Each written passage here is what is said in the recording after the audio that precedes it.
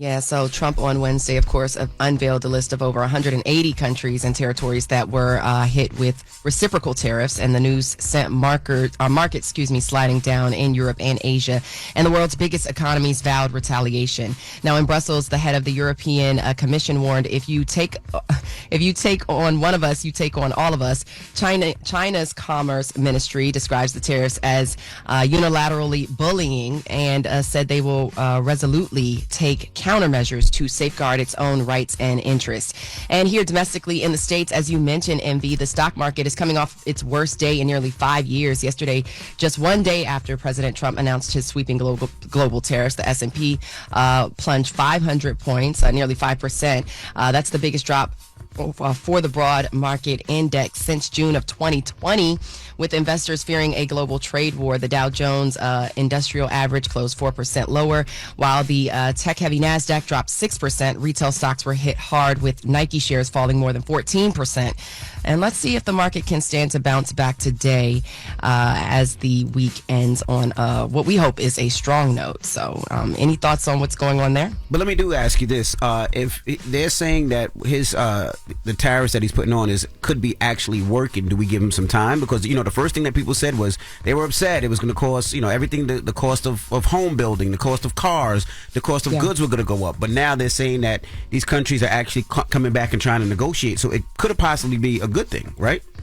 Yeah, absolutely. And do we have any choice but to give President Trump time? I mean, he's got 4 years. He's only 2 to 3 months in his term, and it doesn't seem like we really have much of a choice in terms of giving the man time. But we will see. We'll see what happens.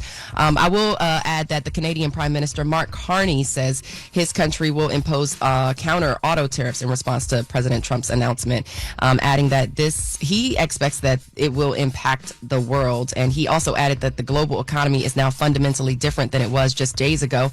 Carney also said previously that retaliatory tariffs will remain in effect for Canada, and he said he doesn't believe Trump will change direction until the pain is felt by Americans due to the tariffs going so hard and being too hard to ignore. So we will see. It's one of those only time will tell type of things, it seems like. So yeah. Well, I did see Ford post something yesterday, which I thought was very interesting after all of this. So Ford on the Instagram page posted, Ford, who assembles the most vehicles in the U.S.? Ford Motor Company, Ford America, for America. And he started posting all their cars. So I just thought that was a shot like, hey, we're building a lot of these cars in America here, outside of a lot of these other car companies. So I thought that was kind of smart, though. I thought that was different. Yeah. Tap in with the ads. Look, but Ford, how much them cars gonna beat out?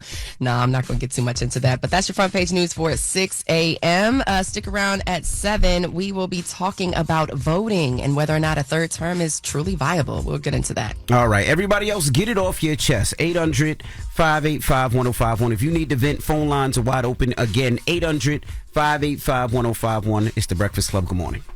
The Breakfast Club. This is your time to get it off your chest. Keep calling. 800-585-1051. We want to hear from you on The Breakfast Club. Hello, who's this? Yo, what up? This T.I. the 803.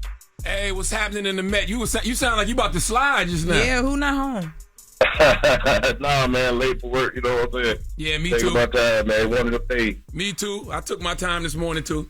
Hey, nothing wrong with that. I'd rather be there than not get there at all, but I'm going to take my time. That's get right. the breakfast off. That's right. What's happening though? Not much, man. I'm so tired of hearing about these tariffs and Donald Trump. And when the good news coming, man? Shoot, you can make good news this weekend. You ain't got. I mean, listen. Here's the thing: we don't got to listen to none of it, even though it's going to affect us anyway. Yep. We can. Ignorance is bliss. You're right. We need to know what's going on, though, brother. Yeah, but you can always. Nah, yeah, you're right. It's going to affect you either way, so you might as well know. You know. Yeah. I appreciate the Breakfast Club for it too. Yes, sir. All we right, appreciate brother. you, bro. Hey, but Charlamagne. Yes, sir. Man, I need another black and fit head, man.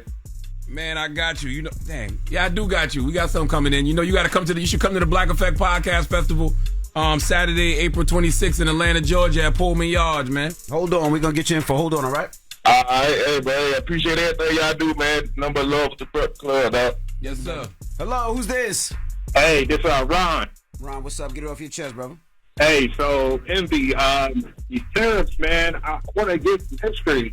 So you said what? You know, I hear what you said, 1828, there was a tariff. We know, and then there was a tariff in 1930. We saw and the then there was meme. another one in 2025. We saw the meme, bro. And we saw the same meme we saw the same meme that you saw yesterday going around on social media. Yeah, but the thing is, these tariffs, it's going to be some major effects that's going to happen. So I used to work for Ford, and I'm an actuary now, and I'm also going to school to be a lawyer. And these tariffs, it's going to be bad. People don't think it's going to be bad, but wait 90 days and see what happens. My brother, can I ask you a question? I'm just asking seriously. Who don't think it's going to be bad? Yeah. Everybody know they're going to be bad. Oh, no. I'm going to tell you. I grew up in Chicago and lived in Indiana, and you know how those people are in Indiana, man. They something else, man. You try to explain that to a lot of those people there, and they're like, oh, no, this is a great thing. It's a great thing. But it's not, because a lot of the manufacturing companies are there. Yeah, I don't know what you're talking about. So, you know, when you're talking about tariffs and doing this and doing that, they know that it's going to be bad, but you try to tell them, and they don't want to listen. Yeah. And so, Well, what do you do? What do you do, man? Well, the conversation we was having earlier is they were saying that Donald Trump saying that the tariffs was kind of like a short-term play to get nations to renegotiate some of the plans that they actually had now. And he was saying, Morgan was saying in Front Page News, that these nations are allegedly reaching out to Trump to make these deals so it's having the desired effect that he wanted. That's what we said earlier during Front Page News. Well, we'll see. I mean, that's what John Hope Bryant is going to be here talking about this morning, you know, but we'll see. I mean, you know, if you look at history, though, and you look at what tariffs have done in the past, it caused, you know, stock market crashes. It caused the beginning of the Great Depression in the 1920s. It caused the collapse of the money supply. So, I mean, you know, like John Hope Bryant has said repeatedly, and I'm sure he'll say again this morning, you know, the longer it lasts, the worse it's going to be. I was going to say, how long does this have to, last for it to get that bad? I mean, shoot, it's bad now. Yeah. The stock market dropped already. I mean, stock is bad now, and, you know, the price of goods is going to shoot up now. Well, get it off your chest. 800-585-1051. If you need to vent, hit us up now. It's The Breakfast Club. Good morning. The Breakfast Club. Ray! Yo, Charlamagne, Envy, what up? Are we live? This is your time to get it off your chest. I got an indoor pool, an outdoor pool. We want to hear from you on The Breakfast Club. We can get on the phone right now. He'll tell you what it is. We live? Hello, who's this? Brittany. Hey, Brittany, good morning. Get it off your chest. I just want to say I think Trump is very dumb for imposing the tariffs and thinking that bringing back the manufacturing jobs to the United States is a smart idea. Who's actually going to work them when we barely want to work the jobs that are here? Yeah, that manufacturing thing is I don't see how that's going to happen when it costs so much to manufacture here in America. Like, I just don't get it. Like, she's saying people don't want to work. That's what she's saying. She's saying people don't want to work these days. Yeah, but even if they don't want to work, it just costs too much. It just costs too much to manufacture things here in America. And they don't want to pay us good money, so it's not a smart idea. And they definitely not going to pay a lot of money if it's costing them more. Exactly. Well, thank you, Brittany. Mm-hmm. Thank you. Brittany sounds like she on her way back to sleep. Yep. Hello, who's this? Yo, it's Abdul from Newark, New Jersey, owner, the famous Abby's, the sandwich specialist. What's up? I want to get off my chest with Charlamagne the God, man. Go ahead, bro. He was a keynote speaker at the mayor's Newark men's meeting breakfast. The mayor asked Rack to do a men's breakfast, and Charlamagne said he's going to show it to my restaurant, man. That was a couple years ago, right? He gave a beautiful speech. That was last year. It was in 2023. I supported his business in Newark. He got to come support mine, man. I'm from Newark. I want that support, man. I listen to the Breakfast Club every morning. What's the name of the spot? Is it the sub sandwich spot? Yeah, Abby's. Abby's. What's up, Charlamagne? I was on the stage. I gave a speech, man. I remember. About the real estate development and stuff. Yeah, I finally moved to Newark, man. I bought a building in Newark. I got my restaurant in Newark. I was located in Irvington when we spoke that day. Oh, so how I'm going to come to Newark and you just got there? I'm going to pull up? No, I've been there. Oh, I thought you said you just got the building. I remember this. I remember you though in the sub sandwich spot though. Let's shout it out now. Abby's, you at 263 Littleton Avenue in Newark, right? No doubt. Go check him out. He opens at 11 a.m. this morning. Well, thank you for supporting Hastoria. I'm gonna pull up there in the next week or so. You know, we having a weekend of events at Hastoria during the weekend of 420. So I'm gonna come see you at Abby's then. Around then. No doubt, my brother. Appreciate it, man. Yes, y'all keep doing y'all thing up there, man. And you can follow them on our IG. That's Abby's _ sandwich specialist. All right, brother. Have a good one. Be safe. ABBYS. Yes, sir. Appreciate you, brother. Get it off your chest. 800-585-1051. If you need to vent, you can hit us up. Now we got the latest with Loren coming up. What are we talking about? We do. We want to talk about Young Thug and his probation thing because they came to a decision yesterday. Okay. We'll get into that next. It's The Breakfast Club. Good morning. The Breakfast Club. Morning, everybody. It's DJ NV, Jess Hilarious, Charlamagne the Guy. We are The Breakfast Club. Let's get to the latest with Loren. Loren becoming a straight fat. She gets them from somebody that knows somebody. She gets the details. I'm the homegirl that knows a little bit about everything. She be having the latest on this. The latest with Lauren LaRosa. Sometimes she have facts, sometimes she have details, sometimes she have a little bit of everything. Well, it's the latest. On The Breakfast Club. Talk to me.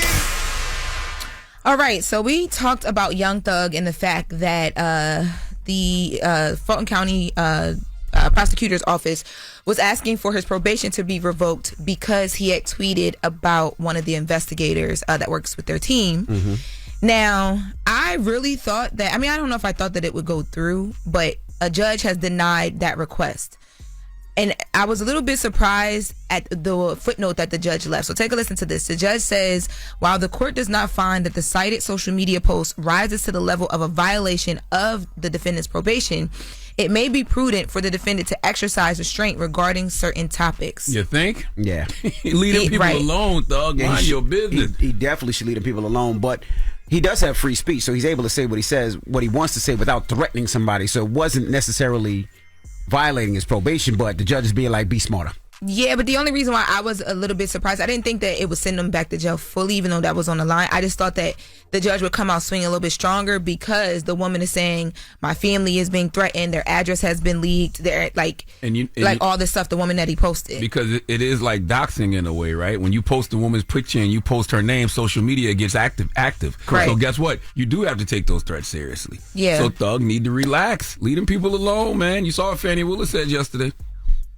Oh yeah, that was another reason why she basically said that they're trying to make this as gang activity. That's right. And that's why I was like, I don't know, what is happening up there in the skies? But when I tell you, Thug got some angels around him because he keep teetering that line, and every time it's like, oh no. And even his attorney yesterday, Bryant Steele, had came out and basically said to the court, y'all stop playing with us. Jokingly, you shouldn't be trying to send somebody back to jail for something that didn't violate his rights whatsoever. It shouldn't even be a conversation. I was surprised the attorney said that. I'm like, does no one else see? I kind of saw where Fannie Willis and team were coming from. Don't get him a reason, Thug. Yeah, because they don't need one. Right. Well, in other news, so Damon Wayans sat down with Shannon Sharp for Club Shay Shay. And they had an interesting conversation. It was really, to me, I felt like it was more about just, how the Wayans brothers tell such great stories about their life and their growing up. Mm-hmm. It was a lot of that. But they started having a conversation about, the higher you go up in Hollywood, the less black people you see, and how, if you're raising a kid in Hollywood, how that affects them and now as a parent. Things change. Let's take a listen to that. The more money you make, the less black people you see. Money brings you into a new category. You move to a different house in a different neighborhood, and you get different friends. Your money, the complexion changes. That's what I love about LeBron. He's got Mav, and he got Randy, and he got Rich. Yeah, at a certain point they sit you down. Beyonce's father. All right, we got it from here. The Jacksons. All right, Joe. We got it. You sit back and go, what? Venus and Serena, we got them. Mm-hmm. But and if you want them to be successful, you have to kind of let it happen, and then they hit new heights. But you become a liability. I thought that was pretty interesting. What part? The liability part, only because I'm sitting here thinking about it, and I'm like, okay, with Beyonce's story, we know, her dad stepped in, her mom was by her side the full time, the Jacksons as well too. There's so many kid stars who the parents are right there with them, but I never thought about how an agent and a manager, a lawyer would look at a parent, because it's I'm assuming he's saying liability, and from the conversation I took that he was saying liability because it's not too many of you guys up here, and they don't want the parent to get in the way. Well, most parents deal, I think, with emotion when it comes to their children, especially when they're doing deals. It's more emotional. Agents and managers usually have no emotion in it, right? Because it's all about business, I would assume. Isn't a lot of that on the artist, though? If somebody sits you down and say, you know what, your parent has only got you but so far, that's up to you to make that choice, right?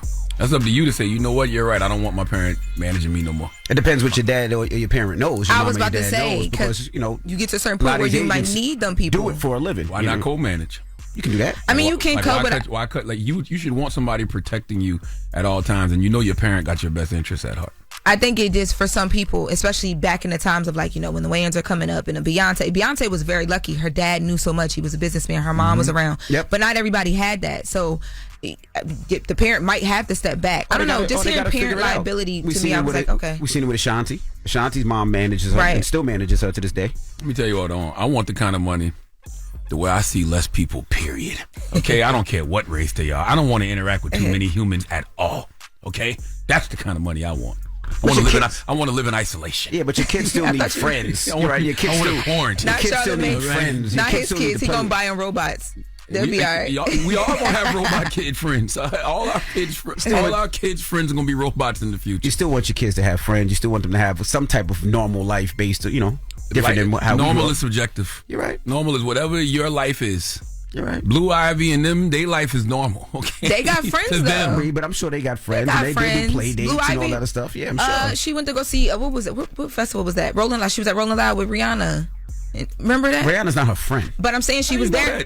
She was there. They're not the same age. No, that's auntie. That's auntie, but that's not her friend. That's not her friend. But I'm saying it because she was there with other people, with other kids. Rihanna. You know what I mean? Yeah, like her, like she has friends. Man, get the kind of money where you can see less people. Period. Okay, the less people you see, the better life is. Charlamagne kids gonna be playing with robots. All right, the robots gonna be black or white. I don't care. It was Rolling Loud. I was making sure. Yeah, Rolling Loud. What happened? Nothing. Y'all acting like big circles are important. Your circle should be so small it's almost a dot. I agree with that, but in business, you don't have a big circle now. But would you agree? But so yes, I don't have a big circle now, but the people that I'm doing business with have expanded, and things change and expand as things move. There are no permanent friends or enemies when it comes to business. Facts. I don't need you to be my friend to do business. Yeah, for some people, 100%. I'm not doing.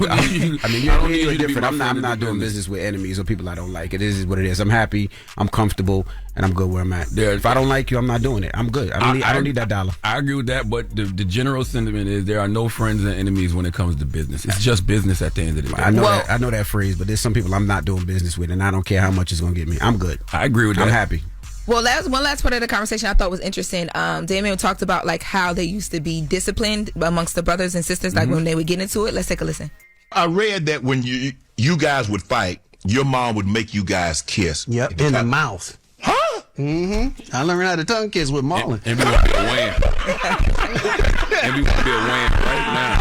No, but like once you kiss your brother in the mouth, you don't want to do that. You don't want to fight no You day. don't Yeah, want to you fight done. no more. Yeah, we'll take this. We'll go outside. Right. We'll find a place to finish this. But like we didn't like kissing each other. But to finish the kissing thing, yeah. Like to this day, we all kiss. I noticed that. Hello and goodbye. I noticed that because you never know what's gonna happen when they walk out the door. Even if I get into an argument and we yelling and screaming, that's it.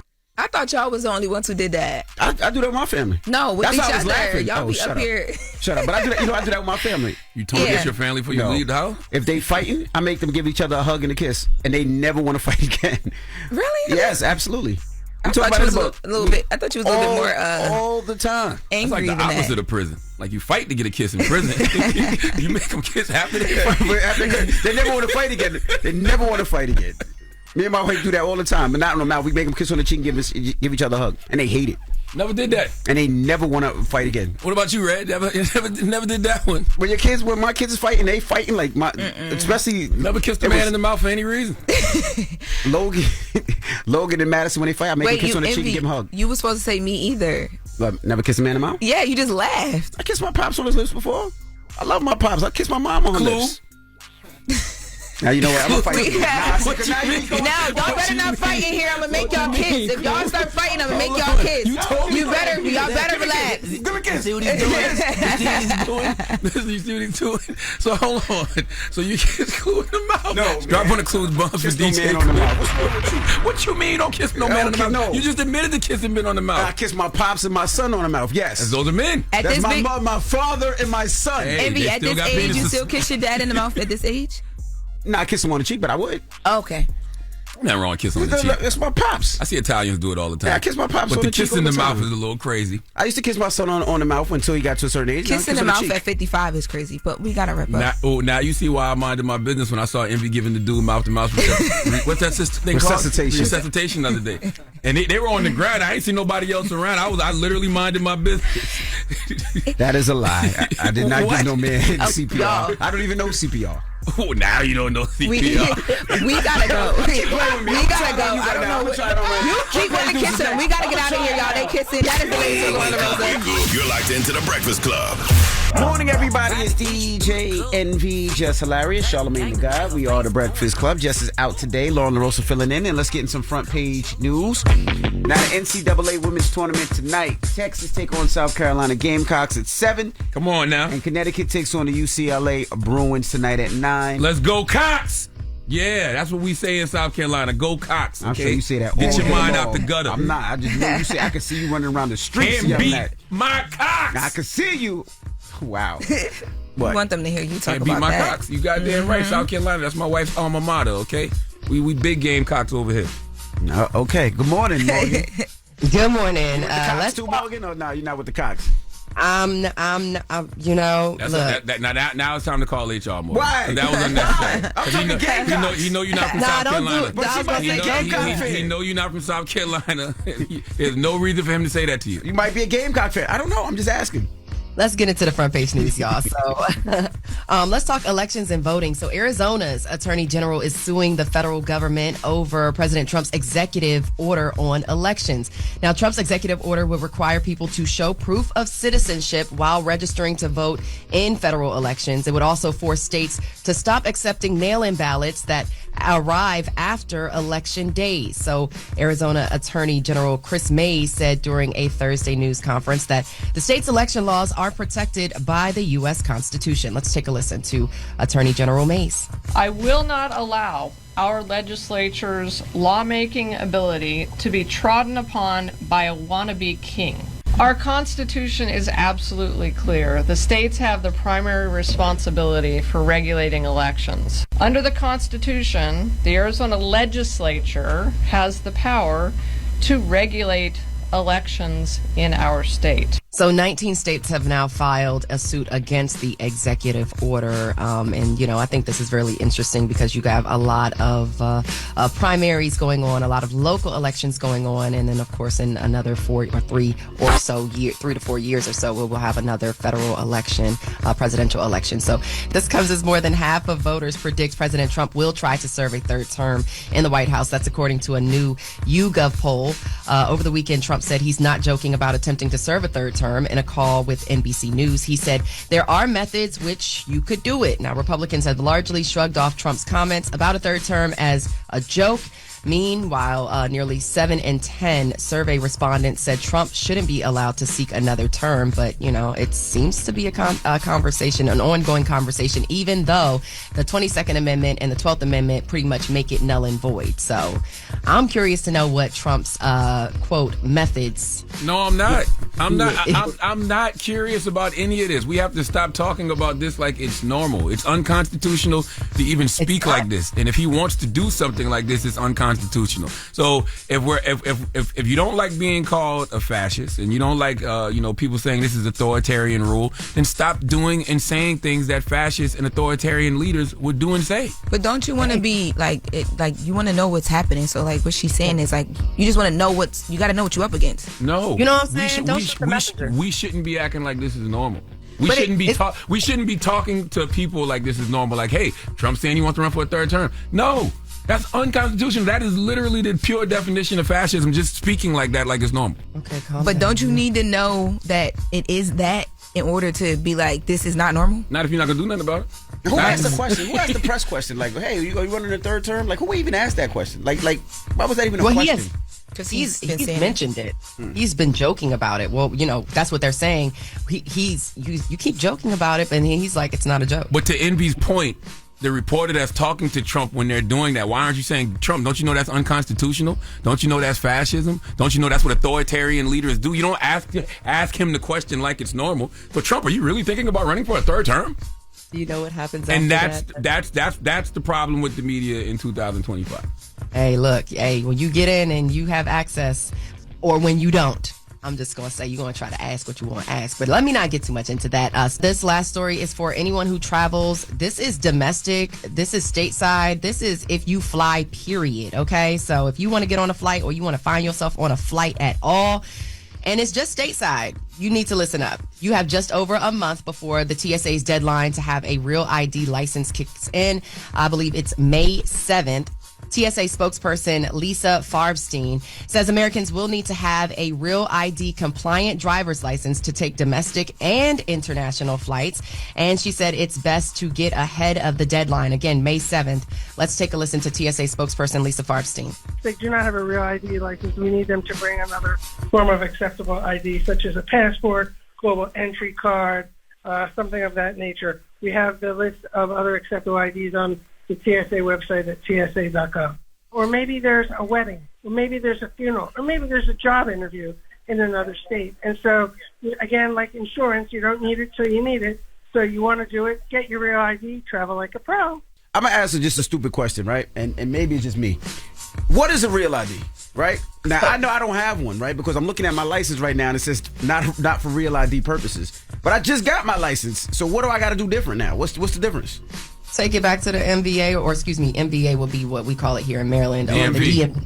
The DMV. Take it back to the DMV. Well, not take it back, but go back to the DMV and ask them for a Real ID compliant issued license. So TSA officials say New Yorkers with enhanced licenses don't have to worry about making the switch since it's already a Real ID, and they'll know if they have it on if there's a flag in the corner. So meantime, DMVs across New York will start extending hours, and some in New Jersey will offer mobile events. That could be for you, MV. You could just pull up to one of those mobile events. But here, what I will say, here in Maryland, they've been pushing this for years. And what I understand is that supposedly something like 80 to 90% of Marylanders are already compliant with this. And they make it easy for us that, when you go renew, the new ID is going to be Real ID compliant. So I'm just saying that to people that, if you want to get on a flight real quick, it ain't going to be real quick if you don't have a Real ID, if you're not Real ID. I'm just curious, what's the difference between the Real ID? They're both licenses, so what's the difference? Like, is there a barcode in the back? What's the difference? The Real ID has a different, I don't know if it's different, but it has certain security standards that are specific to the Real ID that's not for the regular driver's license. I don't know what's the difference, but I've looked it up, but it's so hard to type. Yeah, specific standards that verify the identity and is required for accessing certain federal facilities and boarding domestic flights. So, what DMV can get me in and out real quick? You know what I'm saying? Shout out to all the DMVs in Jersey. What's up? Somebody hit me up. Miss Barber out there in Montclair, how are you? Okay, would love to get in and out real quick. real quick. And the other thing that I'm seeing too that just came up, you want to make sure that you have one because it can also further help you with voting. It's one of those things that basically say you are who you are. So as voting becomes and elections become a thing, and we see that's becoming a thing, you might want to go ahead and get Real ID compliant. That's your front page news, y'all. Follow me on socials at Morgan Media, and for more news coverage, follow at Black Information Network. Download the free iHeartRadio app and visit us at BINnews.com. Happy Friday. Have a great weekend. All right. See you later, Morgan. Later, Morgan. Peace, y'all. All right, everybody else, when we come back, Melanie Fiona will be joining us. She has a new EP, Say Yes, out today, and we're going to talk to Melanie Fiona. It's The Breakfast Club. Good morning. The Breakfast Club. Morning, everybody. It's DJ NV, Jess Hilarious, Charlamagne the Guy. We are The Breakfast Club. We got a special guest in the building. Yes, indeed. Melanie Fiona, welcome. Hello. How are you feeling? Long time no see. Man, I'm so happy back. Why is it so cold? I know. It's always cold. Tell me. No, not in here. She's talking about in New York. I'm in these streets. Yes. Crazy. A couple days ago, it was like 70, 80 degrees a couple days ago. How can we keep that same energy? You're not used to the cold weather no more? No. I'm in California. Okay. My Canadian blood has... It's gone? It's not. No, it's never gone. But the Caribbean blood is living. She's thriving now. How has it been for a woman from Toronto living in L.A. during the Kendrick Lamar era? Jesus, starts right up. Wow. First question? Wow. Welcome. How's it's that active. been? It's active. Okay. I'm very Canadian in L.A. That's my position. You're very Canadian? Okay. Yep. I like that. Well, how are you doing? We haven't seen from you in a long time. How is everything? You know what? Life is blessed. I feel very, blessed to be here again, talking about new music, motherhood. Yes.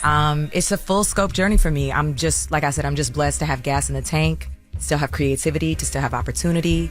And I'm just doing everything that I love to do. So, I'm happy. I'm grateful. Congratulations. You got married recently. I did. I still think 4 years ago was recently, 4 or 5 years ago. So. It is recently. And we've been together for 13 years now. So it's 12. I don't know. Don't quote me. A long time. But it's getting married. Except we did it in the pandemic, and that was really just a testament to making it happen. Yeah. However, you got to make it happen. We had planned a huge wedding. Just decided, you know what? We're just going to walk down, get this done. And That's it was really right. one of the best decisions we made. Yeah. You know, it's so interesting. People always talk about during the pandemic how folks got divorced because they realized that they didn't really like their significant others and they had to spend so much time with them. But then there's the other side too, like your story. Yeah, we did realize in that year, we were like, I really do like you. I mean, we'd already had a kid at that point, but we were like, I really like you. Like, let's do this. It actually made us closer. And then actually at the end of 2023, we had a ceremony in our backyard just for our family because we didn't have any family when we did it. So that was really special too. And I had my dad walk me down the aisle. I got to wear the dress I never wore. So it was special. And I think that that's kind of what the last few years of my life has taught me is that you just got to make the moments. Like, we don't know if tomorrow's promised. So you got to say yes today. And is that what the scope of Say Yes is about? Yes, absolutely. So as the journey of life goes, I think a lot of people talk about saying no a lot. We say no, how to set boundaries. I had to do a lot of that in my life throughout my career. And I think that everything remarkable that I've really learned, that I've seen that I can do, has come on the other side of saying yes. Saying yes to overcoming fear, saying yes to the love and the life that you want and desire, saying yes to the people who show up for you and say, how can I be down? How can I help? But obviously with discernment, that takes work. So I just want people to hear Say Yes as a musical project, but also to have affirmative language in their life. Say yes to you, say yes to whatever it is that you want, and go for it. Did Shonda Rhimes' book influence this? It's so funny. The Year of Yes. I was reading it. Yeah. Okay. Wow. Absolutely. Yeah. Now, 13 years off the grid. Yep. What you been doing for 13 years? Last time we seen, when I mean off the grid, off the grid. But you know what? I wasn't. Like you was hiding. I really wasn't. I was outside in different ways. I was making a life as well as a living. I continue to do shows. I am a part of a podcast now called The Mama's Den. It's a motherhood podcast, a collective. I just started developing motherhood community and initiatives. I decided to expand my wingspan and just really step into everything I could possibly do with my voice, all while figuring out how I wanted to continue to do music. Yeah. The industry is one siloed experience of this. And, after everything that I had went through, the peak of success, enjoying that, having difficulties with my voice, like just all these things, it really made me ask myself, how do I want to live and create for the rest of my life? And so that took some shifting, that took some refocusing, that took some severing conversations and relationships and just going independent, and really just figuring out how I want to live my life. And so you need experience. You need to love and learn and live and make new music and get inspiration for all of that. So I think a lot of people, especially in the music industry, we live in this space or in entertainment where you feel like there's this clock ticking on you. This clock ticking. The only clock I'm on is God's clock. If I'm alive and I have another opportunity, I will show up when I am called to show up and when I have something to say, when I have something to offer. And I feel like I'm in that space now. And so my mantra for myself and for anyone out there is take your time. It's yours to take. Like, we don't work on anybody else's clock. So, I just feel grateful that in all that time, I've still been able to reach the fans, continue to build community, continue to build fan base. And like I said, just have more products and creativity to put out. So, 13 years to still have people checking for you. Hell yeah. Is a blessing, because some people, nobody's calling for them, and God bless those people because they don't know how they're going to work or what else they can do. So in that space, I figured out what else I can do and what else I can create. You had sat down and did an interview with BET where you were talking about the sanity of moms and us feeling like we don't have the safe space to be able to say things like, I don't feel like mommy in today and things like that. Because we'll feel bad for it. Do you feel that you have you're in that safe space today? Yes. Yeah. Yeah. And I think it took having a second child. I never thought I was going to have a second child. But again, God's plan. And, a little bit of reckless behavior during the pandemic. But you know, it was me allowing myself the permission to understand that it's going to be okay. And that I'm doing a great job. And I love my children. And also the thing that I always want to encourage women who are mothers in any capacity of their lives is your children need to see you being you. You know, how many of us have seen our moms be like, my mom was so self-sacrificing. She's miserable. She got back pain and stress and high blood pressure because she was so self-sacrificing for everyone else. There's no reward for that. You know, you have to pour into yourself. And so that whole empty cup analogy and metaphor, like it's a real thing. We pour as women. We are nurturers. We are nurturing the earth. We are nurturing our offices. We are nurturing our children, our partners.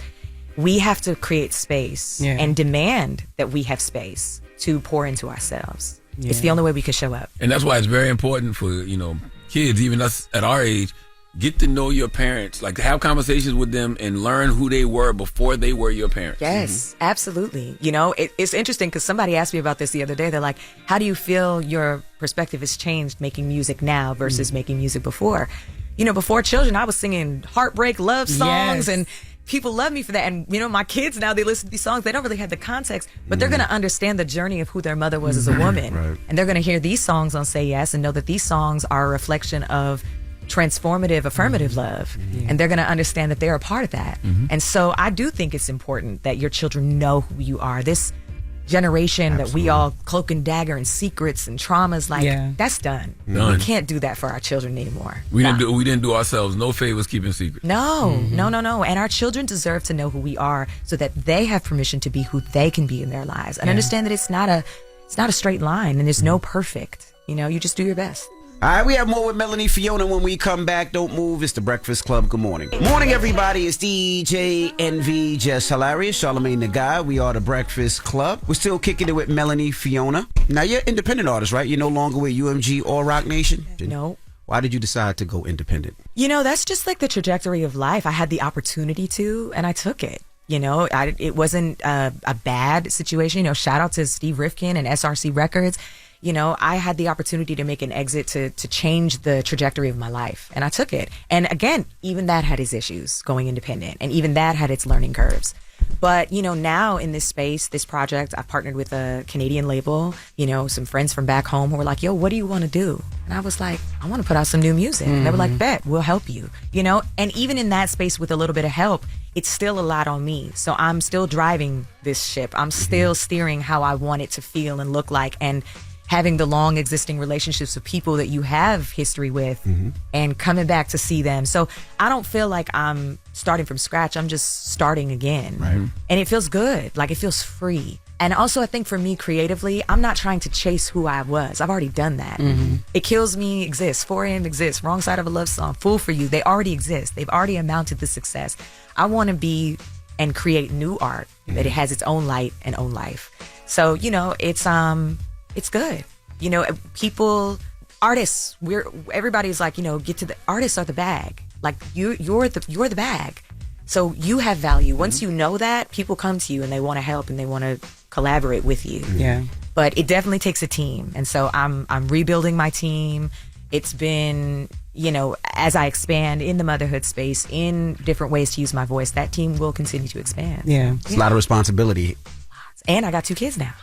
So it's way more responsibility. But again, it's blessed stress, as I call it. Gotcha. You know, we're all stressed about something. At least be stressed about what you love doing. There you go. Do you ever feel guilty, have those guilty thoughts that you're not spending enough time with your children? Because now you're delving back into music and you have all your podcasts and everything else. Do you still feel yourself struggling in areas where you like can improve or you want to improve? You know what I mean? Definitely. You know, I'm getting ready to go on tour. You know, this is the first time I'm going on tour with 2 kids and since having both. How old are they? 3 and 9. And I got 2 of those at the house. You really do? 9 and 3, yeah. Wow. You like that jump? You like that space in between? Yeah, I got 3, 6, and 9, and then a 16-year-old. Stack it to me one more time. Yeah, like I really I really am kind of bracing myself for that. Yeah. What that's going to be like to be away from my children for 3 weeks. I mean, they'll probably pop out and say hi on a couple of shows, but they have school now, and and that's a big part of out here. Yeah. Going to go do television Your husband tomorrow. gonna be so effed up. He gonna be calling you every month. Where's the shoes at? Where's the socks at? No, actually, he's really good, and we have help right now. We have family with us who know how we kind of run our house, so we've kind of had to enlist that help. But I think that that's one way that I kind of give myself permission, and I try to quiet the guilt down. I think guilt is a thing that naturally comes up, but you have to work actively to say, that's not really real. Like, my kids are actually taken care of. I am actually out here doing what I need to do. They're cared for, they're loved, and it's temporary. Everything is temporary. Like, my parents are immigrants. I think about my parents leaving my brother in Guyana to come and immigrate to Canada, to set their life up, to bring their children and their family up to Canada, and how devastating that must have been to be like, we don't know if it's going to work. We don't know what's going to happen, but I have to leave my child in a different country and reestablish my life, you know? So I always use that as a guiding light for me every time I think about guilt and every time I think about what's possible, because we made it. We all made it, and we're doing all right. And when did you meet your husband? How did y'all meet? Ooh. Maybe you're looking for one. Wait. That's what he wanted to know. I've been married 24 years. Absolutely. 6 kids. Put some respect Been on together that. 31 Thank you very years. much. I don't know what he's talking about. He wants to be based so bad. Messy. Or he wants to be based so Just bad. messy.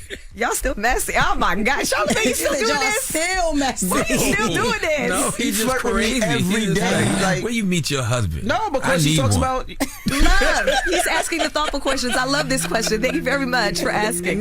So there's a funny story is, we actually used to work in the same studio right next to each other and didn't even know for years. And one day, he used to be a songwriter. Now he's a manager and an executive. He's a partner at a media company. He's doing very well. I'm very proud of him. But at that time, he was a songwriter, and I was working on my second project. And the first time we met, this guy from my team was like, hey, these guys next door want to play you a song. And she stepped next door and goes. So I walked inside. That was the first time we met, but we were both in different relationships.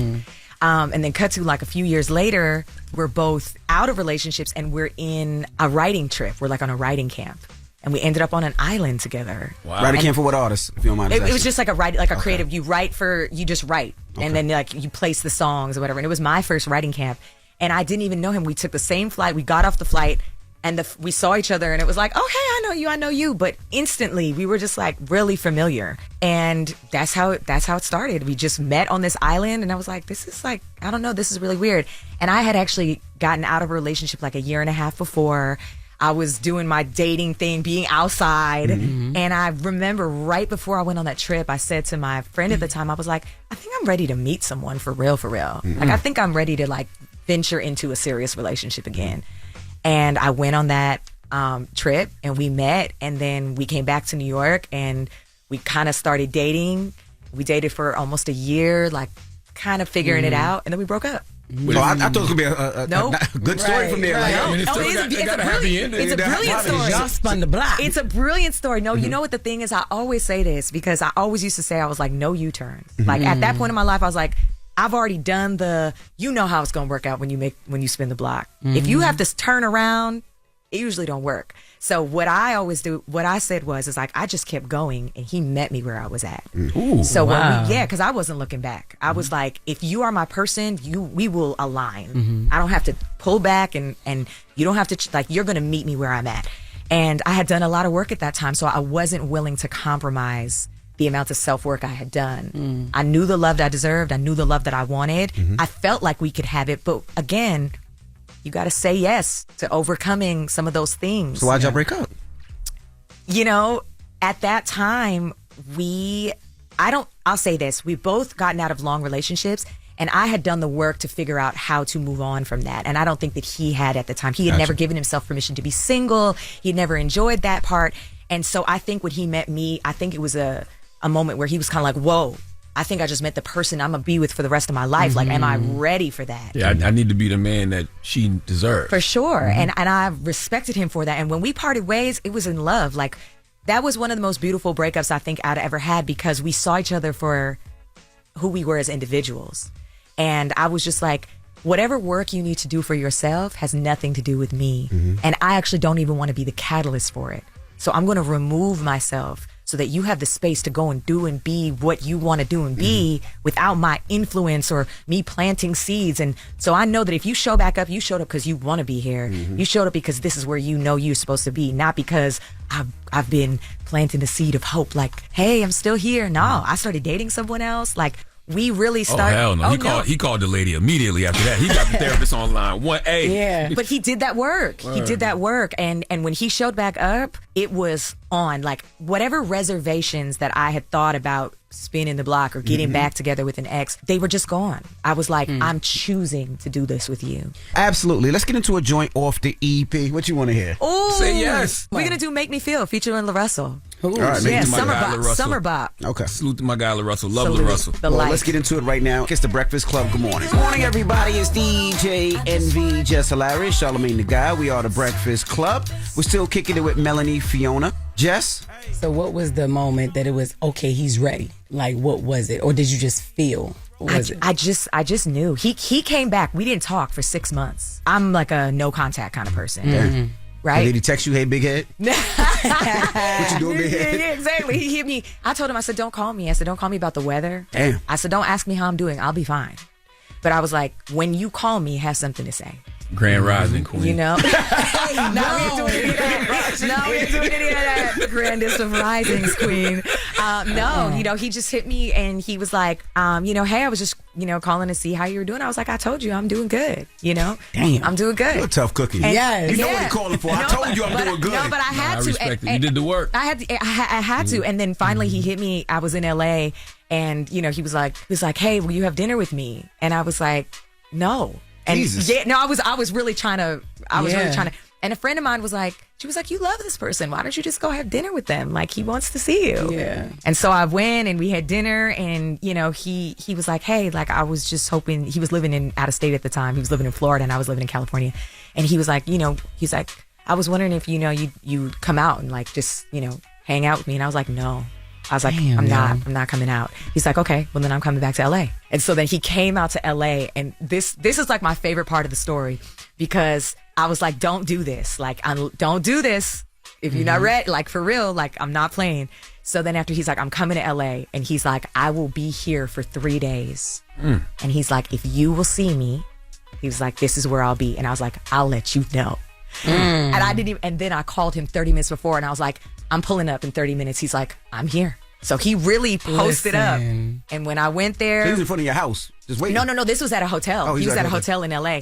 And I really was like, let me see if you're really about that action. But like, I wasn't making it difficult for him. I was just really being firm on my boundaries. Did you get fly when you pulled up? Oh, I did. Because if it's the last time you're going to see somebody, you got to leave a lasting impression. But it wasn't. It really wasn't. And the things that he said, it was just the most genuine. I just knew Spirit was like, we're aligned here. And I knew that it was the right decision for me. I knew that I was, and that's, even on the EP, I wrote this song called I Choose You, because I think that choice is the greatest thing we have. And when we exercise it in empowerment, it can be so beautiful. And so for me, I was like, all right, I'm going to choose to say yes to this.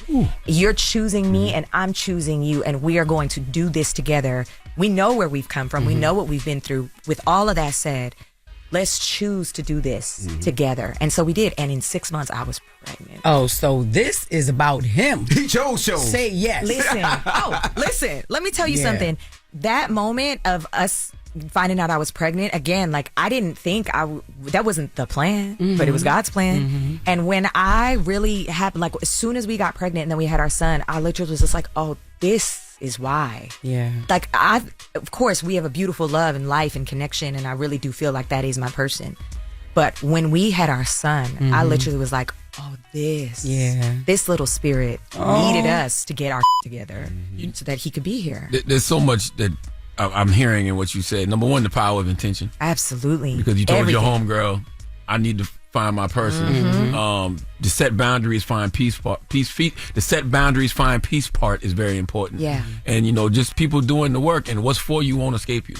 it's there for you time and time again. You just have to trust the process. Yeah. You really do. You have to be willing to journey and pay attention and learn and allow yourself to be a student of life. Like truly, like in all the work that I feel like I've done on myself, I'm still learning. I'm still being tested. These kids come along and test you. They show you parts of yourself that you didn't even know, that you still needed to work on. In marriage, even at this time right now, we're both in the busiest seasons of our lives together. And that's a challenge, so how do we navigate that? We're not the same people we were. We have more responsibilities, more stress. So, it's an evolution always. But the intention, the power of intention is everything. You cannot do anything without intention. Yeah. But the setting boundaries part, though, just the fact that you were firm in your nose. I want you to expound on that. Why is that important? I think for a lot of my life, I was a people pleaser. And I think for a lot of my life, I felt like I had to be nice and I had to get along and I had to go with the flow and not rock the boat. And I really realized that you get more by people knowing that you know who you are and that you can't be swayed on that. And I think that no is, we hear it, a complete sentence, and you don't have to be rude about anything. Like, no, thank you. Yeah. You know what? Not at this moment. I appreciate that, but no, thank you. I'll pass. Like, there's so many ways. That doesn't align with me right now. There's so many ways we can say no that still empower us. And if you don't want to feel offensive, but the setting boundaries is everything. Because again, I think because of the boundaries that I've set for myself in my life, I can now freely say yes and feel like I'm doing it from wisdom, from experience, from divine protection. I feel like the universe responds when you operate at a high frequency. And so I know that I've done the work. You cannot get to that free space of saying yes by just being like, I'm going to just say yes to everybody. That's people pleasing tendencies. Yeah. The say yes from a place of empowerment comes from setting those boundaries. So they go hand in hand. Another thing that you've talked about, this conversation that I would love to just expound on, because somebody was up here, I forgot who it was, and they were just saying how work-life balance does not exist. Like, there's no such thing. It's a lie that we tell ourselves. You're going to give your energy to your family, and that's going to be that. You're going to give your energy to your work, and that's going to be that. Like you said earlier, it's not going to be 50-50. It might be 90-10. Yeah. Could you just expound on that a little bit? Yeah, they say something that I've heard many people say is you can have it all, you just can't have it all at the same time. And so, I think for the well-being of ourselves, we have to give ourselves grace to be able to just be like, I want to show up 100% in everything, but all you got to do is show up 100% in where you're at in that moment. If that's cooking dinner, that's what I'm doing today. I'm cooking dinner. I'm doing that. Multitasking is this thing that they've told us, it's not actually real. We're not supposed to be able to multitask. Like, the only thing we really can do is like talk and look at the same time, walk maybe and talk. In order to be present and really great at something, you really do have to give it your full attention. Parenting, marriage, all of these things. So you can only do that in certain times of your day. I don't know how many hours Beyonce has, because they say, she's got more than 24 hours because she be getting it done. But, in my 24-hour day, I just do the best I can in the moment. Right now, I'm not checking on my kids. Yeah. I can't. I'm here. So you just have to give yourself the grace to just say, like I said, sometimes it's 90, sometimes it's 10. Just do the best every day, 100%. And if you're 100%, see, we don't know. She do have little lips, but she is smiling once I zoomed all the way in, Melanie. It does. It's about how you focus your gaze. I had no That's why people idea. stare at that picture forever. Right. And I had no idea that she was really smiling. So what is she looking at? What is she? Is she stoic? Is she happy? Is she sad? We don't know. What do her eyes say? Her eyes say that she is sad. We don't even know if that's a woman. We don't. And that's the thing. There's so much conversation about the Mona Lisa. Yeah. All right. We appreciate you for joining us. Thank you. Don't be a 13-year stranger. Never. I won't be. Don't. I won't be. I really won't be. New York always has a special place in my heart. So I'm just happy to be back here. Thank y'all. And I got to tune into your podcast, girl. I'm dealing with some mommy stuff. Let's have you on it. Yeah. Next time you're in LA, please come through. Okay. We can talk about all the things. Thank you. And it is a safe space. Absolutely. Appreciate you. All right. It's the Breakfast Club. It's Melanie, Fiona. All right. Well, let's get to the latest with Loren. Loren be coming with straight facts. She gets them from somebody that knows somebody. She gets the details. I'm the homegirl that knows a little bit about everything. She be having the latest on you. The latest with Lauren LaRosa. Sometimes she have facts, sometimes she have details, sometimes she have a little bit of everything. What was the latest? On the Breakfast Club. Talk to me. So Jason Wilson was on All the Smoke with Matt Barnes and Stephen A. Stephen Jackson. Oh. Yes. Sorry. I wrote down Stephen A. No, sorry. Stephen Jackson. All the sorry. Smoke podcast. You can listen to the All the Smoke podcast on the Black Effect iHeartRadio podcast. Yes. friends of the room. Now, they talked about the power of men crying. Let's take a listen. You spoke to the power of crying, and I, kind of briefly shared my story of growing up biracial, black dad, Italian mom, drugs, abuse, alcohol, violence, losing my mom at 27, so it'll be 18 years this November, and I haven't cried. Like, I'm starting to feel it now. And I feel like I'm almost pouring from an empty cup, and, through my actions, I literally just lost my family. I wasn't there emotionally. I wasn't empathetic. So my question is, how do you cry if you don't? I don't want to say I don't know how to cry, because I've cried before, but I haven't cried in probably 30 years. You're guarded. You have to change your perspective of what crying is. It's really is a sign of you being human. And until we get to the place where we can release it, that's when you always feel this rage, this anger, never feeling settled. You gotta smoke some weed. You gotta get something to drink. You need to call that girl. When is enough? Peace is not the absence of chaos, trials, tests, adversity. It's having a calm heart in the midst of those things. Dropping the clues, Monster Jason Wilson. I love that black man right there. You hear me? It was a great conversation. Y'all should go watch the conversation. It was a great conversation. I'm going to send it to, I've already sent it to a few people that I think should watch it. But now he mentioned, Matt Barnes mentioned losing his family when he started talking. So a while back, maybe like a month or two back, his then fiance, Anantha Sims, I believe that's how I say her name. Sorry if it's incorrect. She seemingly she accused Matt Barnes of cheating with 8 different women back in January. She went on Instagram and was she posted this post and it was dang, Matt, 8 different women. And then she came back out and was talking about who the different women were and stuff like that. But then it was all taken down and we heard nothing about it. And then now this clip surfaces, so people are like, oh shoot, so that really did happen. And they have kids together. She had just welcomed their baby boy.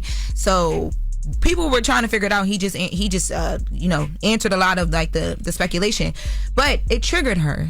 So she posted in response to this: if you're going to talk publicly about our personal business, tell the whole story. Don't post half-truths about me and our past relationship to gain sympathy from the masses. I'm in the trenches doing the hard work, making sure all of our kids are okay. You made no effort to emotionally support all of our children through this traumatic transition that you caused, but you're willing to be vulnerable for strangers on the gram for profit. Please keep my name out of your mouth. Since I've left, I said nothing about you, and there's so much I could say about the man you truly were to me. If you don't have respect for me, at least have respect for our children who follow you and see your posts. Your posts are triggering for the kids and I while we're in the midst of healing and rebuilding our lives. We're the ones who reaped all of the damage you caused by your constant selfish, toxic choices. You didn't consider our kids in your actions before, so please try to consider them now. If you want to do some good, please don't speak about me. Go get consistent therapy, and most importantly, start building a relationship with God. Peace and blessings.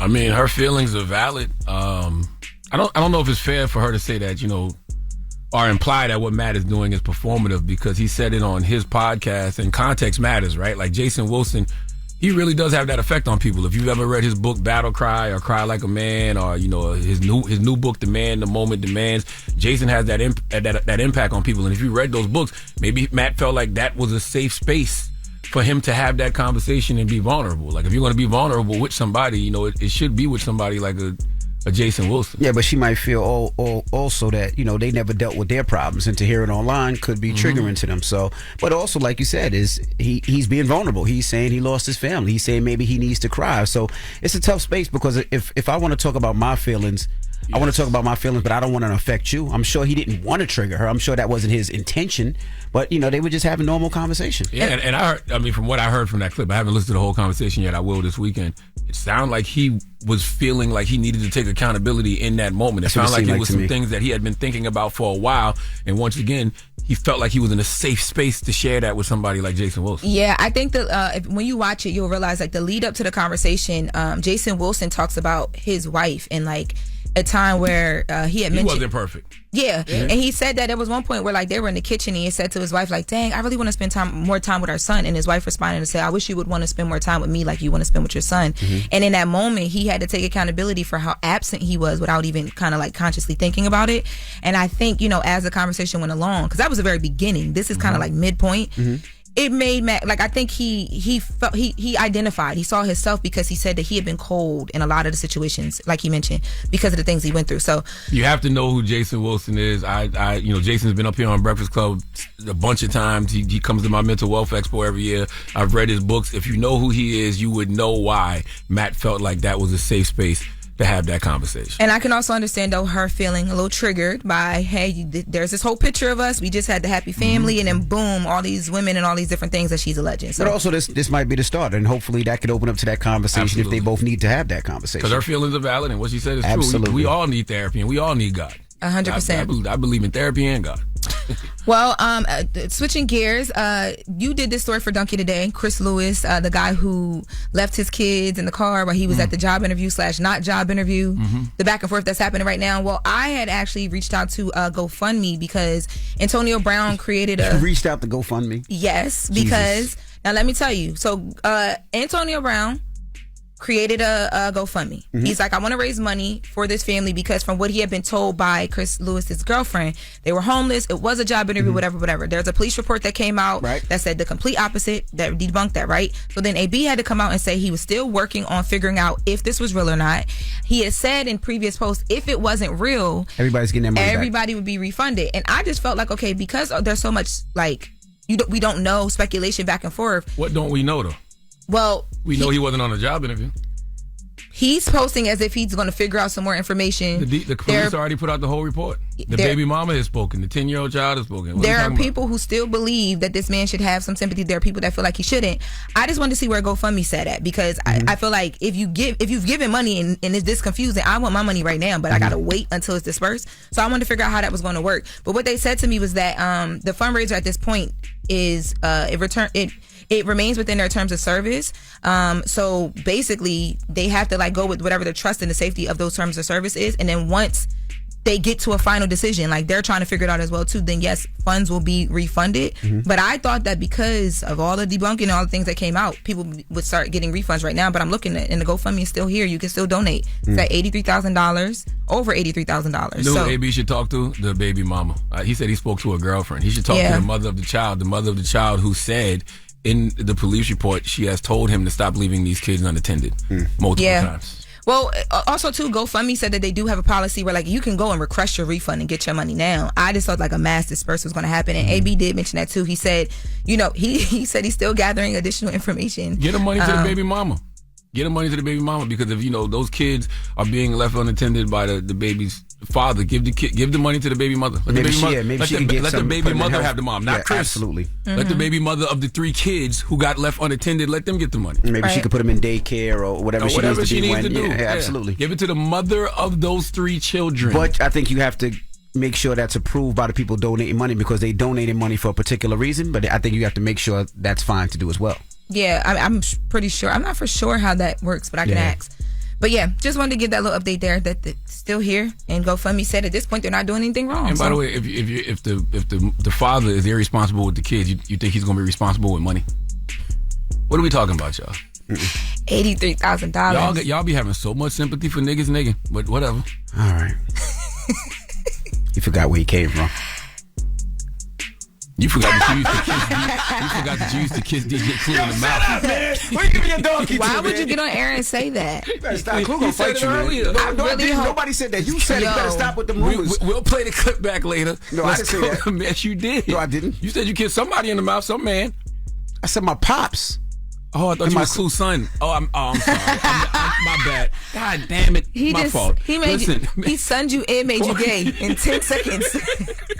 Mayor Tom Ross of North Dakota needs to come to the front of the congregation. We'd like to have a word with him, please. Clue don't like when you play with his name. Well, you need to stop playing with Clue's name. Shut up, man. It's the Breakfast Club. Good morning. I just wanted to know how you came up with the donkey of the day. Because you're mean. I am not. What did I do? How to make donkey of the day. There's a bunch of donkeys out here in the street. That is why Charlamagne is here. If we live a life where we bite our tongue based off who we may offend, we never would say anything. We don't give a damn, don't throw it up. Hey! Give it to him. Give it to him. On the Breakfast Club. In the words of Charlamagne the God, he's a donkey. That was man, Charlamagne, you giving donkey of the day to who now? Well, Busta Rhymes, donkey today for Friday, April 4th goes to Tom Ross. Tom Ross is the mayor of a North Dakota city. And before we continue, I need you to know it's Friday, so you know what that means, right, Envy? It's Freaky Friday! The reason I'm telling you this is because Tom Ross is fam. And by fam, I mean a freaky ass man. Okay, I want all the beautiful working class people out there listening to my voice to think about, what do you usually do on your lunch break? Okay, most folks go get something to eat, right? Most folks try to get a quick nap. In more recent years, I've heard people say they even take the time to meditate, do some breath work. But some people like to do something that starts with an M and has 3 syllables, but it's not meditate. It's masturbate. I can see people doing it for stress reduction, and that's why as I've gotten older, I don't be shaking everybody's hand, okay?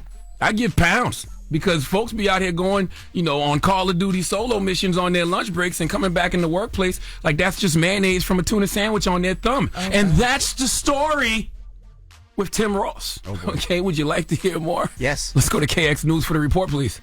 Minot Mayor Tom Ross has now resigned. This comes after an internal investigation was conducted after Minot City Attorney Stephanie Stahlheim submitted a sexual harassment complaint. KX News obtained the full investigative report. The report states on the morning of January 14th, Ross called Stahlheim to inform her that an officer with Minot Police had died. 11 minutes after that phone call, the report states that she received a text message from Ross with a video attached to it. Ross then called Stahlheim, asking her not to watch the video and simply delete it, saying it was intended for Ross's girlfriend. The report says she was under distress after hearing of the officer's passing, then being told by the mayor to delete a message just 11 minutes later. She was being consoled by other colleagues, and Stahlheim then tried to delete the video but accidentally hit play. It was a sexually explicit video of Ross. Ross has since resigned as mayor just after 3 o'clock this afternoon. Now, Tom put out a statement, and he said, I do take responsibility for this mistake, as if anyone else could take responsibility, as if it was anyone else's fault. It's your penis, your hand. Nobody was buffing your browser but you. Okay, you opened that self-care app yourself. You swiped right, solo. Who else could take responsibility, Tom? What else I found funny was when he said, I tried to immediately correct it and was unable. What does that even mean? You can't unjerk yourself. Do you mean you tried to unsend the picture, but the person you sent it to didn't have an iPhone? Is that what that was? Oh, damn. What do you mean you tried to correct it but was unable? You were engaging in gentlemanly jousting. Okay, by the way, nothing wrong with that, but it's a time and a place for everything. And on your lunch break isn't the place nor the time. And what makes this story extra funny is he sent it to Stephanie Stahlheim, who's the city attorney. You just heard the news report. And she told investigators she had just spoken to Ross about a police officer's passing. Okay, just minutes before she received a video of the mayor doing the 5-finger shuffle. She told the mayor that a police officer had just transitioned, had just passed away, and he responded by sending a video of him making the bald man cry yogurt. Can you imagine? Okay, I told you about an officer passing away, and you send me a video of you making tartar sauce rainbows?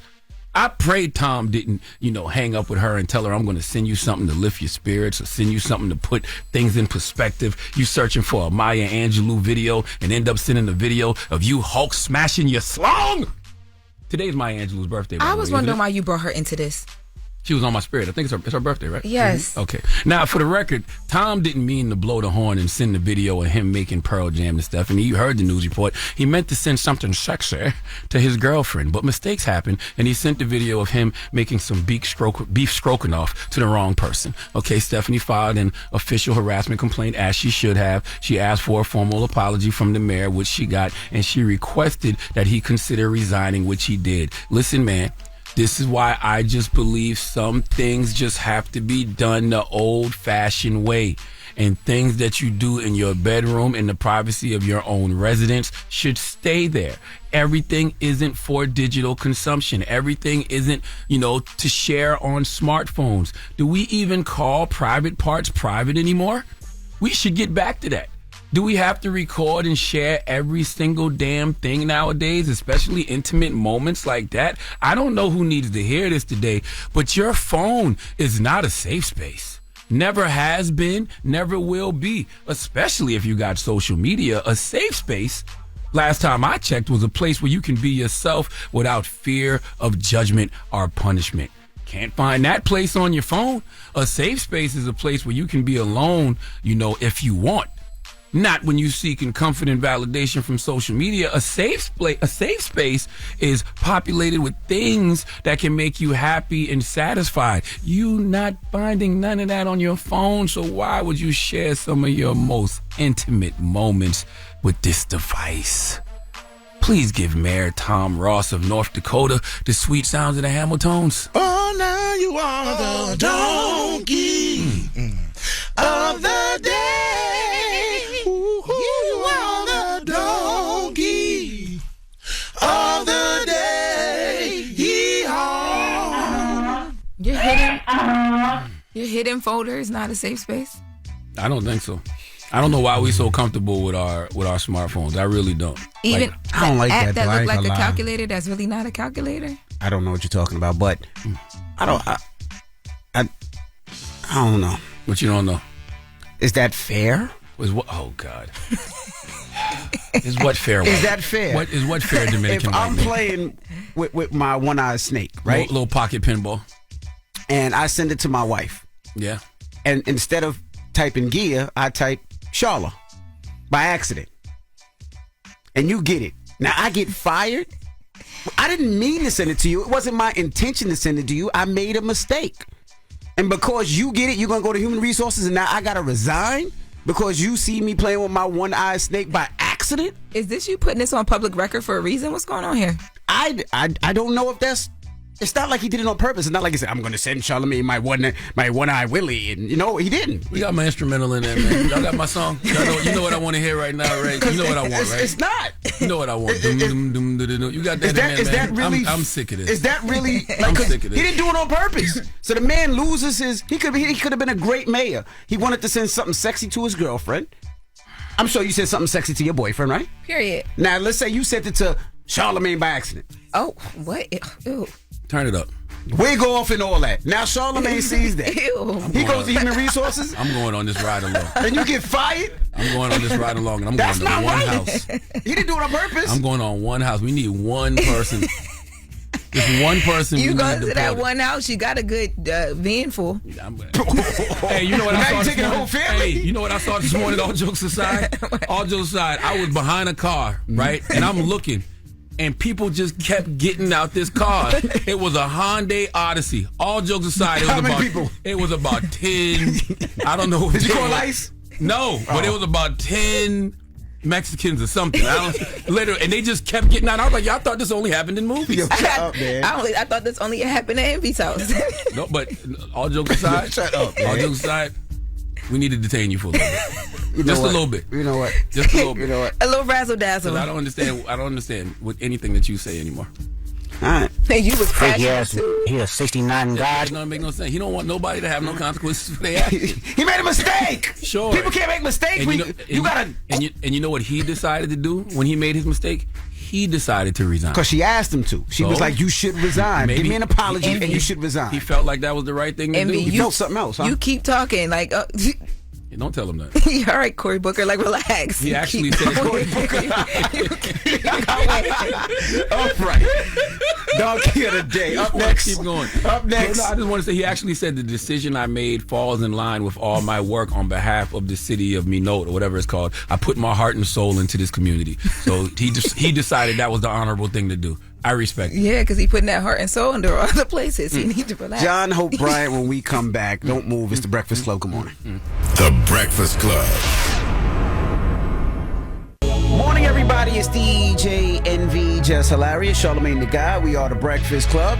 We got a special guest in the building. Yes, indeed. We have John Hope Bryant. Welcome back, brother. To be here. How you feeling? If John O'Brien is here, that means that there's some good things going on in the world. First of all, you came bearing gifts. Or bad. Oh, bad. But at least the things that are bad, you can explain. Yeah. Especially when it comes to some financial stuff. Rainbows only follow storms. You cannot have a rainbow without a storm first. It's a scientific fact, actually. Well, let's jump right into it. I was actually thinking about you the other day. With all the tariffs that Trump is putting on the country, and people are looking to purchase their first homes or all that, what would you advise people to do, right? Because they're saying with the tariffs, they're saying the price of materials are going to go up in price. They're saying the price of cars and the parts are going to be shooting up.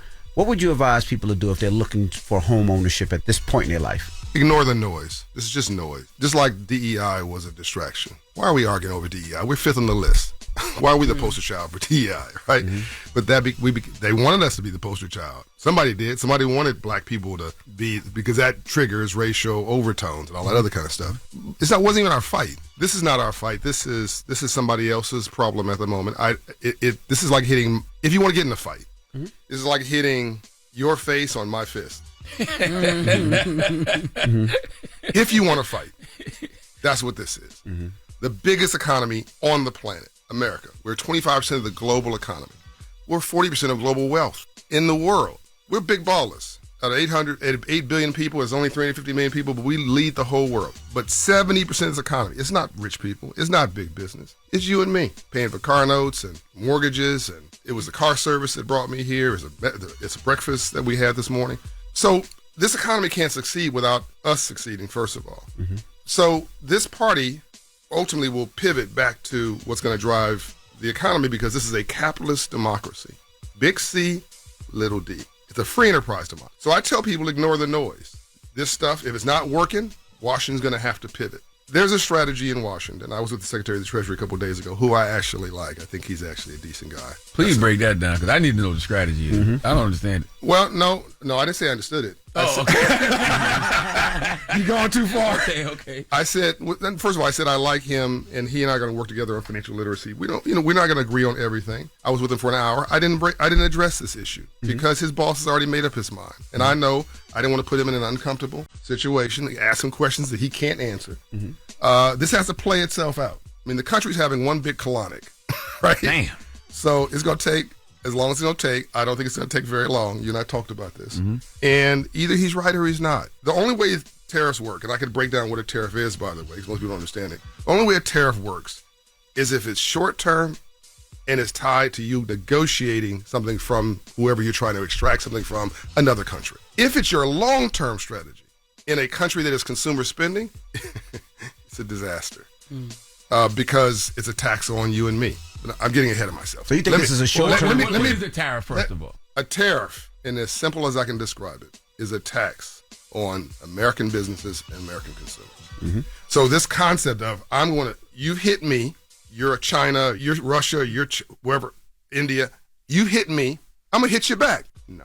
A tariff might, because the cost of the thing has gone up, might mean we find Chinese goods less attractive. We find Indian goods less attractive because what costs $1 now costs $1.80. So maybe we say, I don't want any more of that. But the American business pays the tax at the duty station. And what is that importer going to do? What is a big company going to do when they get hit with higher prices that are no fault of their own? They increase their They raise goods and prices. everything. It's common sense. Yeah, This is a radical movement of common sense. They pass that on to you and me. So our prices of everything is going to go up unless in a month he changes his mind again, which he's apt to do, and says, I was just kidding. Now let me go one step further and tell you how the only way this could have worked. If he's saying he wants to promote domestic production, he wants to bring everything back home, fair argument. Although American manufacturing, you're very good. As a manufacturing hub of old school manufacturing ended in the 1970s. That's why there's more poor whites in America than poor anybody else, because they had a high school education, hustle, and the jobs that they were doing walked away. In 1940, 1950, Detroit was the richest city in the world. For automotive. In the world. Richer than Paris. Richer than every place. Now it's one of the poorest because the business plan for manufacturing walked away from America. It went to places that were cheaper. Now, we can be a manufacturing center today, but it's going to be high-tech manufacturing. It's going to be artificial intelligence and robotics, which you need education for. Back to the story. Right. The only way this would have worked is if the president said, a year before he elected, get all the bankers together, get all the Fortune 500 companies together, and look, you guys, I'm going to be president in a year. Just believe me. What I need you to do, go to your boards, go to your governance committees at the boards, go to your bankers who allocate capital, go to Wall Street, tell them I'm coming, and tell them to put capital aside for manufacturing at home. Also, because I'm going to have tariffs. Also, I need you to go to Staten Island. I need you to go to little towns in Cleveland. I need you to go to Detroit, wherever, and cut deals for land. I'm just breaking this down. Right. And get the cities to support you. And by the way, if you're going to AI, you're going to need a bunch of energy to fuel these AI factories. So you need to get some, electricity and water things generated. I'm going to give you a year because it's going to be tens of billions of dollars in investment. And know that I'm committed to this my whole presidency. This is a new America. And the CEOs go, okay, we're with you. We want to bring this back. And by the way, what's in it for us? And he has these economic models that shows blah, blah, blah over a period of time. This is going to be short-term pain, long-term gain. Okay, none of that happened. Look, I'm not for or against. I'm just saying I like math because it doesn't have an opinion. I'm just saying my friend Stevie Wonder can see this. None of this is going to work long-term because there is no planning.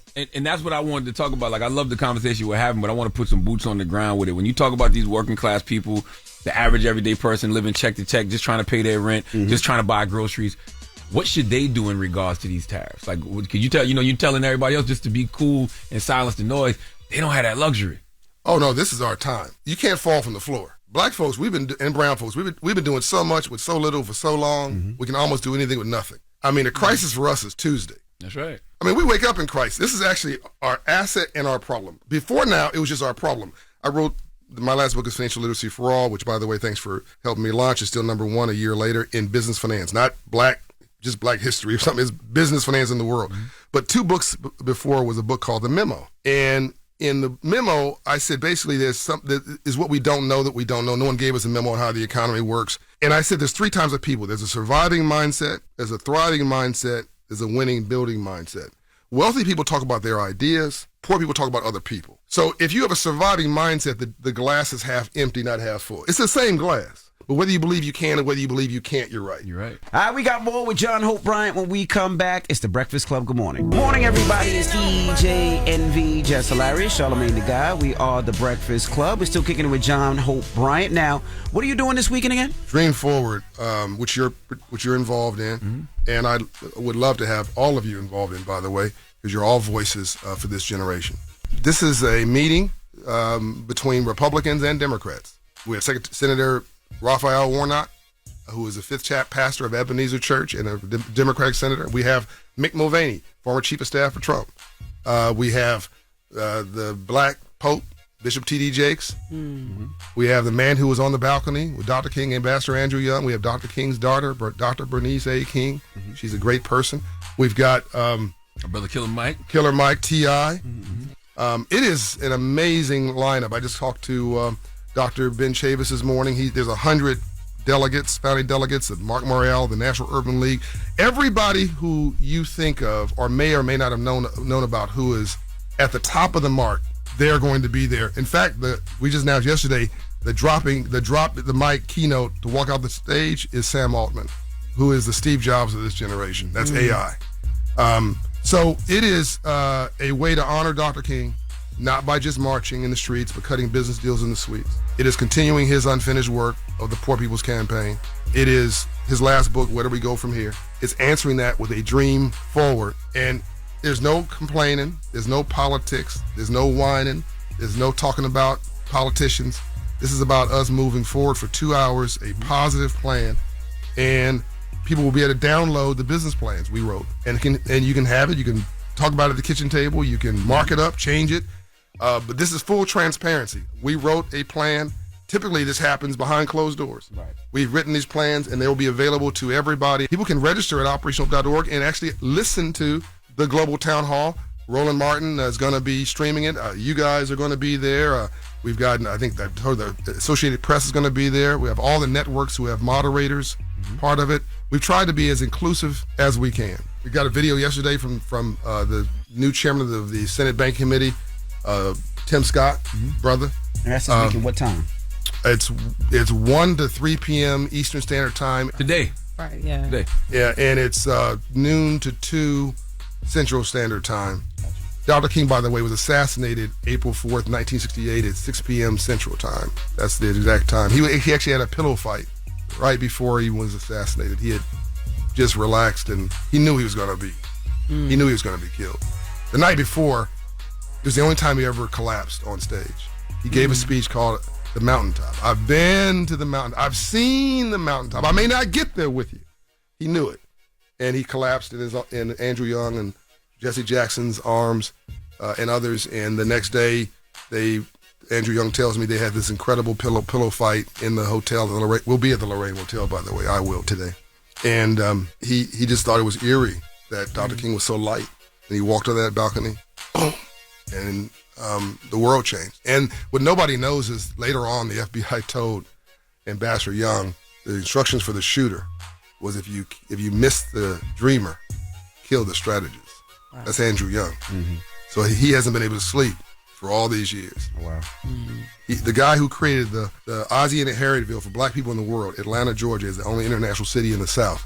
A $550 billion economy, the same size as Singapore, by the way. So we've proven we can build a world economy. The guy who did that, who brought the Olympics to Atlanta, the only mayor ever mentored by Dr. King, can't sleep. Mm. So we owe him a debt. We owe all the heroes and sheroes and leaders who came before us a debt. We owe those who are trying to fight for our civil rights now a debt to carry on this work and not just be about me, but to be about we.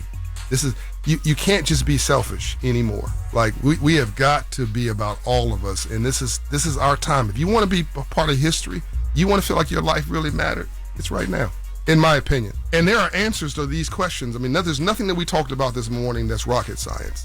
Tune in, Dream Forward. How do they tune in again? Town Hall on financial inclusion. And what's the website again?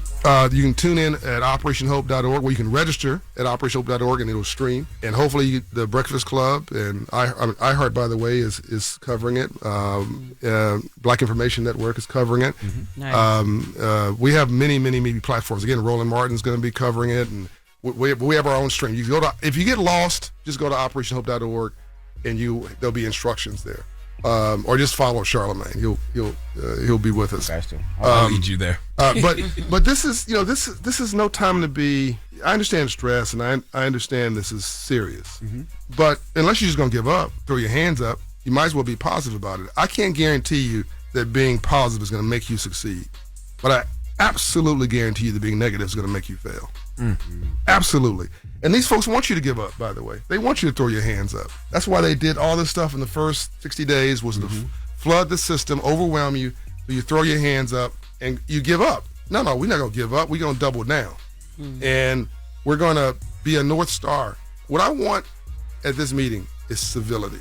I want us to be civil. I want us to be elegant. I want us to be intelligent. I want us to be thoughtful. Emory University's already signed up to work on the plan. They were so impressed with what we were doing. Their economics department said, this is a great plan. We, along with Clark Atlanta University Business School, will work to build this out for 6 months between now and the Hope Global Forum in December, where we have another version of the plan. And everybody gets to participate in, not everybody, but the 100 delegates will get to participate and help to shape the plan. So what's going to be announced at the meeting is the framework of the business plan. I talked a little bit about that today. I mentioned there's $750 billion available just for this is the Black American plan through credit score increases. We can do that ourselves. I'm doing that at Operation Hope, increasing credit scores 50 to 100 points. By the way, don't pay anybody to raise your credit score. That you don't need that. We do it for free. Mm-hmm. You can be a homeowner. 44% of black people own a home, compared to 75% of our white counterparts. The number one way you build wealth in America is home ownership. Well, today it's going to be a financial inclusion. Dream Forward is a virtual town hall, and we appreciate you for joining us, brother. Always, my brother. Thank you so much. I love you guys. And make sure you subscribe to John Hope Bryant's podcast, the Money and Wealth podcast on the Black Effect iHeartRadio Podcast Network. You can get information like this all the time. And we appreciate you for joining us. Salute to Operation Hope. Thank you, John. It's John Hope Bryant. It's the Breakfast Club. Good morning. Wow. The Breakfast Club. Morning, everybody. It's DJ NV, Jess Hilarious, Charlamagne the Guy. We are the Breakfast Club. Now, Lauren LaRosa is in for Jess, and let's get to Pastor Arce. Go, Melanie. Cause that's my DJ. Say go, DJ. Cause that's my DJ. Yeah, DJ, come spin, now come spin. What's up, Nyla? What's up, guys? Nyla Symone, Big Nyla, certified Viber. Good morning. What's up, guys? Happy Friday. Oh, I'm sorry. I like that shirt, too, man. Thank you. We're selling them today at Vibe Check. We're doing a Vibe Check in Raleigh for Dreamville. Okay. Yeah, a little North Carolina takeover. I'm super excited. Where's it at? You can't say? Yeah, you got to RSVP. It's like private list only. Where you RSVP at? CertifiedVibe.com. All right. Yeah. Tight guest list, though. So, I don't know. But let's get into the music. I want to start off with Babyface E. He got this song with Mellow Bucks called Tweakers. Okay. That's that club, a lot of tequila, tank top on, sweaty. You know, girls throw that arm up and start doing this, and that thing right there start jiggling. Not the right ham hock. That little Not ham hock sweaty. start Not jiggling. the ham hock. What age is this girl? People don't be sweating in the club 33 no and more. from Delaware. No, Jesus. we don't be sweating, That was hard, baby. though. We I'm not gonna lie, I did think you would like the record, Laura. I'm like, Laura's gonna like that. this Was one. yeah, mm-hmm. Yeah. No ham hock though. No, your not at arm all. don't got He that already jiggle. knows. Don't play with me. All right, the next record is this girl from the DMV. Her name is Serena. She actually performed at my last concert that I do last month, the all ladies one. Mm-hmm. And she's also a Two Lost artist. But when I saw her perform, I was really impressed. But my favorite record that she performed was called "What You Didn't Know." She reminds me of Victoria Monet. Yeah, Victoria Monet. Her. That's a compliment. Yes. When I saw her live, she really reminded me of Tyla, but she's Haitian. I can hear that. So she's giving like Haitian Tyla, but she's from the DMV. Okay. Shout out to the DMV. You said purr just now. What is that? New slang? That's like You period. identify as a cat? I mean, kind of, but he just want to say purr I'm so just bad. listening to what the youngins are doing. Purr, like, Purr, yes, like clock it. Okay. Don't you do that. When you say purr, you gotta be like purr, clock it. So when they were talking about kissing Clue in the mouth earlier, I should have said purr. Yes, Clock it. Okay, yes. got you. You gotta clock it too. Clock it, purr. You just gonna lie on me on that? I'm gonna sue you. I'm going to even resources. Nah, I'm gonna sue you. I'm gonna sue you.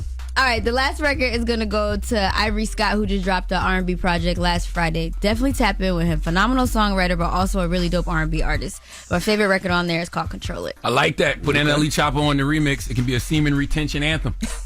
Oh man! All right, I wasn't expecting that. Mm-hmm. No, I don't want that. But that is Tink. You love Tink. Tink is on there. Oh, that was Tink. Mhm. Oh, okay. Tink and Ivory I Scott. love Tink. Yes, I know. So if you guys like those records, make sure you guys tune into the Certified Vibe playlist. It's on certifiedvibe.com, or you can follow me on Instagram. Click the link in bio. Will you be vlogging a lot of content from Dreamville Fest? All weekend long. I'm so excited. You Don't know, lie, Nyla. Nyla like to go do things secretly and don't be showing nobody All what right, she's She'll doing. record it and then like won't like. But she been a lot better at like doing her daily stuff. But that's why I she's a think- dope old soul, because she enjoys the moment. Oh yeah, I do. Until Okay. she ready to go home, then she be ready to go home.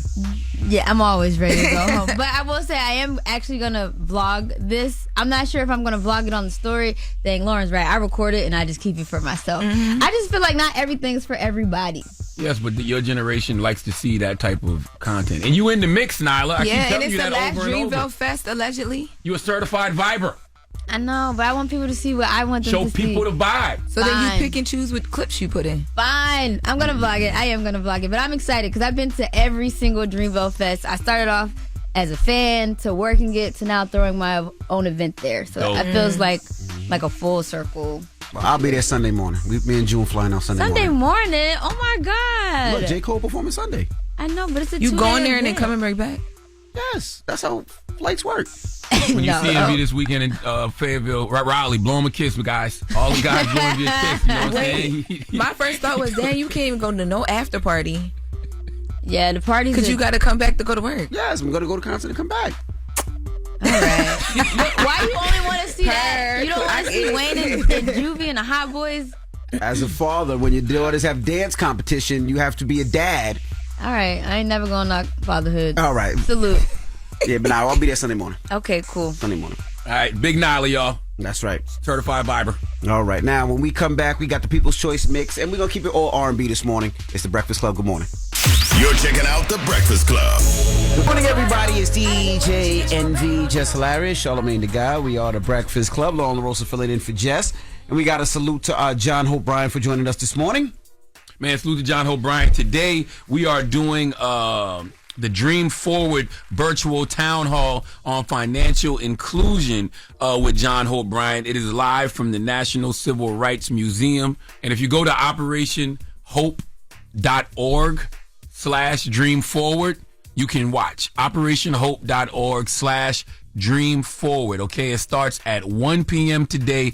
John will be live from the National Civil Rights Museum in Memphis, but we'll be on there. I'm actually going to be on a panel at 2:20 for part 2 of the Dream Forward event. Where do we go from here? From the streets to Wall Street, redefining wealth for all. And it'll be myself, along with Nicole Pullen-Ross, who's the head of sports and entertainment solutions at Goldman Sachs, and my guy T.I., and it's moderated by Jabari Young, the editor of Forbes BLK. So make sure you get on operationhope.org/dreamforward today to watch the virtual town hall on financial inclusion at 1 p.m.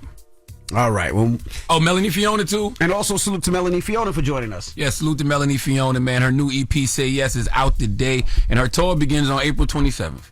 So salute to Melanie, man. All right. When we come back, we got the positive notice to Breakfast Club. Good morning. Morning, everybody. It's DJ NV, Jess Hilarious, Charlamagne the Guy. We are the Breakfast Club. Loren LaRosa filling in for Jess.